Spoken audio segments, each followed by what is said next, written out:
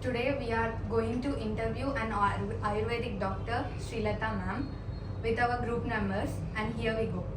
Hi ma'am. Hi, you are all welcome from SR University. We are all welcome to my hospital. Please visit.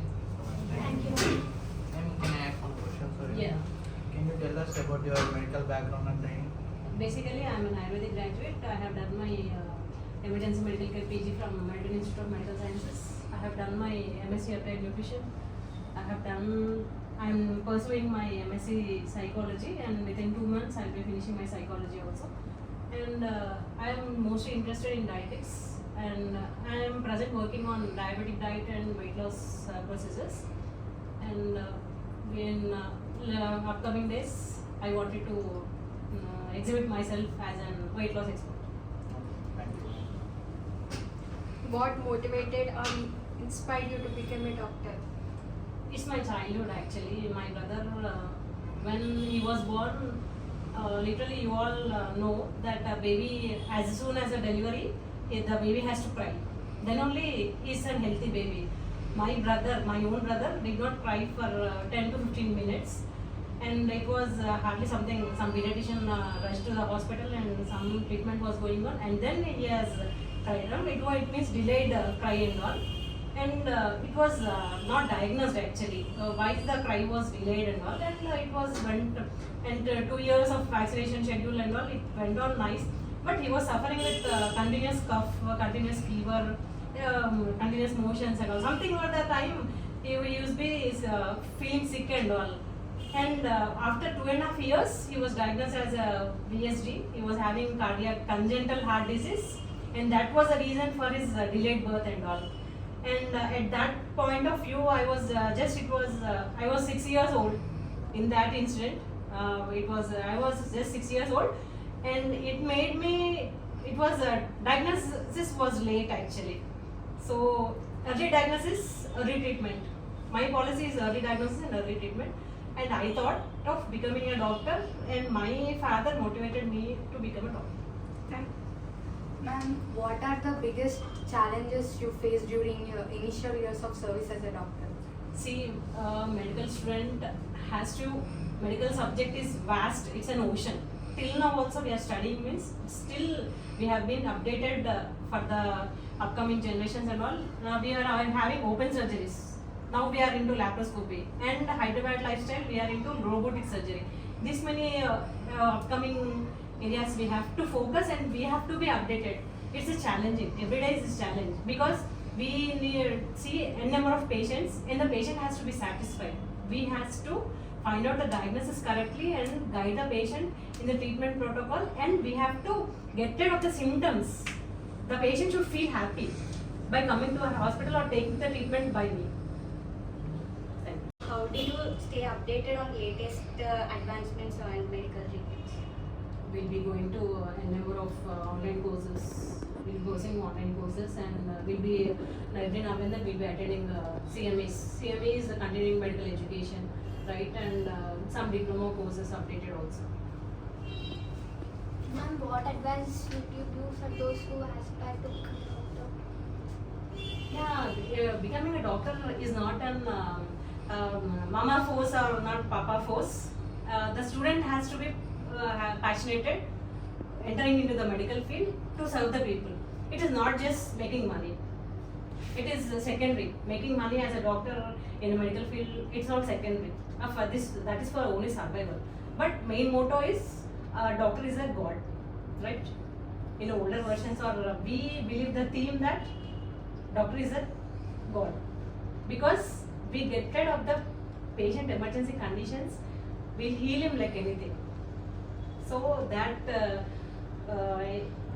designation is given by the public, by the patients to the doctor. So the student itself has to be passionate, and she has to be very dedicated towards the patient. Then only it is possible, and it is a step for the success. And my mama wanted me to become a doctor. It doesn't work. She'll have a certificate. She'll finish her graduation or PGs and all. But rather, she can't express herself. She can't exhibit herself in a right way. I feel. Thank you, ma'am. how was your experience as a doctor? Yeah, I completed my graduation since 16 years and I'm having 16 years of experience. Actually, everything will not be happier. The other shade will be having a sadness also because all the time we can't, every patient is a challenging to us. We can't treat every patient, right? So, in some situations, we'll be losing their lives actually. In that 2-3 days and all, we feel very sad with our staff members or with our colleagues, or we'll be discussing. I was doing the patient this way, something, any other, the best treatment, we'll be referring in the emergency conditions. Whatever equipment we are having, whatever, how much ever we have to manage, we'll manage in our setup. And if at all we are helpless with our setup, we'll refer the patient to the higher center. Sometimes we'll be trying in an emergency, intubating the patient, doing the CPR and all, and suddenly we demolish the patient. In that way, we feel sad and all. Okay, thank you. Ma'am, what have been your most rewarding moments of your career? Yeah, just now we were into 2 years back we were into all pandemic and all, and you know how much we worked and all. Our medical department, doctors, nurses, lab technicians, paramedical staff, and many of their doctors also or paramedics also lost their life for the main sake of society to survive, to give life. Just on touch only it was spreading, right? COVID virus was spreading on touch. We were using all PP kits and all, but how much time? Because we are into 24/7, we are with the COVID patients, right? Almost I have worked at Mulugu ICU, COVID for 24 months. Actually, complete pandemic I was into COVID deputations itself. So completely, my younger child was just 8 months and all. I was feeling sad after coming home. Literally, because I can't, she was coming to me, I was scolding her, I should not touch her, I should not give a hug to her. And my elder one was asking on her birthday. She has a habit on her birthday, I wish her on the bed itself. So she have a habit of kissing me and hugging me. Mama, I can't kiss you this time. Mama, I can't hug you. And that made me cry that day. But I was happier. I saved many of the lives in COVID period. Working of 24 months long, and we were also feeling sick, feeling tired, feeling sad, feeling happier. I was happier. One of the pandemic made me as a COVID warrior, right? And why did you choose dietetics? Actually, in my early stages of this thing and all, every patient was coming to me after giving a medical prescription and explaining the medicines and all. What to eat, what not to eat, what to be taken, what not to be taken, what is avoided, what is recommended. That type of questions, a number of patients, every patient will be asking that this thing and all. We'll be generally advising them, but somewhere it was, I felt unhappier for generalized statements and all. Don't eat this thing, don't eat this thing, you eat this, you eat fruits, you take plenty of water. It is generalized. So I thought it is not, I should not give a generalized advice to the patients, because every patient is, and they'll be having a number of health problems, they approach us. So as per their health problems only, I have to suggest them a customized and tailor-made diet charts and give them. And then that intention made me to complete my MSc Nutrition, and I have done my internship of dietetic internship from Yashoda Hospitals, and I have done my PG diploma from National Institute of Nutrition. And I was updating myself and all. And National Institute of Nutrition, I completed my PG diploma. That gave me vast differences how to advise a patient. I present now also, I'll be making them wait for 10 to 15 minutes. I'll be taking their weight and height, and then calculating them their BMI, and then calculating a per day daily calorie count, and then I'll be advising them a customized diet chart. This is my routine. Okay, thank you. What are the best suggestions you give to patients from your experience now? See, patients, right, they'll be negligent toward health problems. For a small example, don't feel anything, don't feel bad. This is the best suggestion from my side. With my experience, I am telling. We'll be seeing one patient at the OP table itself. It will be on higher side. We'll be suggesting them antihypertensive drugs and all. The patient will be taking the drugs but not taking medications. They'll just leave it. They'll why I have to start in this earlier stage these drugs, for example diabetes or hypertension and all. They'll be neglecting. We are not taking the medicines. Your body is not tolerating. Your BPs are fluctuating. It will be higher and all. Days prolong. We are prolonging the days without medication, and obviously your body also will be reacting that to high blood pressures, and it will be constantly maintaining. You will be into hypertension and all, and that will be the major complication to get sudden cardiac arrest or brain stroke, paralysis, all these are problems. The patient doesn't know, and first visit we can't explain because a number of complications we can't explain as a textbook. We can't explain the patient. If at all explain, we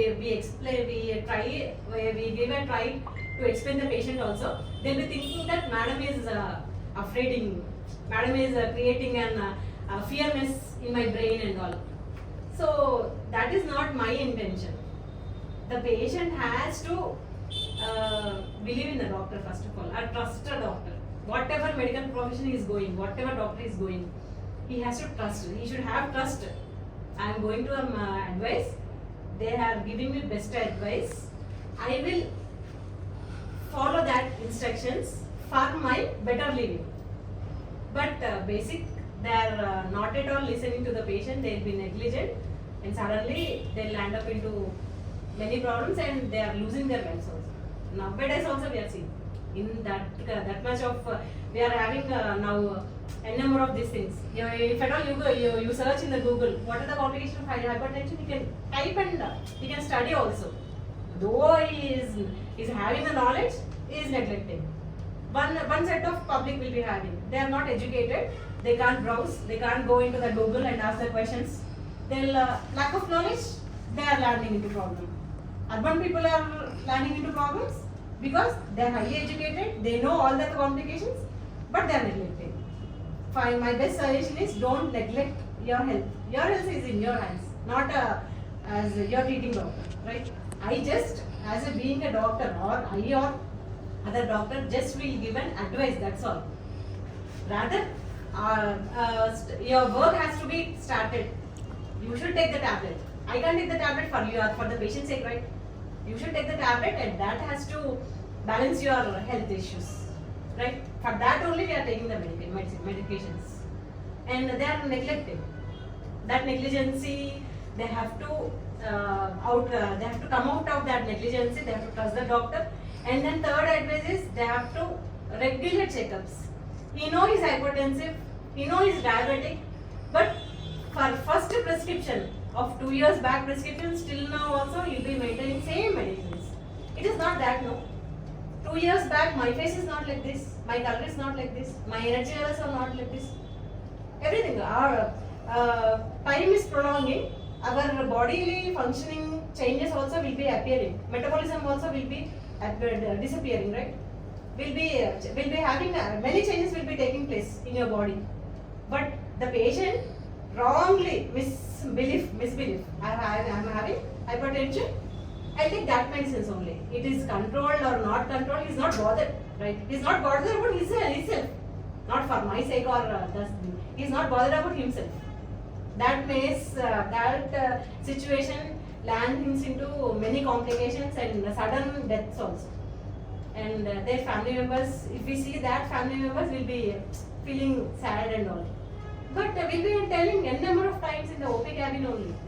You should not neglect, you should control, you should regularly take exercise, you should have physical activity, you should take regular medications, regular checkups, you should come. 1 month prescriptions I am giving. Every month you have to come, you have to visit. That fellow thinks every month visit, I have to pay every month of consultation for the month. I can't come to you and treat. I can't come to your home and I can't. You should come to me. You wanted your treatment. You should come to the doctor. Whenever you are coming to the doctor, you have to trust. And blindly, whatever we are suggesting, 15 days review or 1 month review or 3 months review, you should blindly follow that. For your health sake only, we are not advising. For not benefiting of health professionals, right?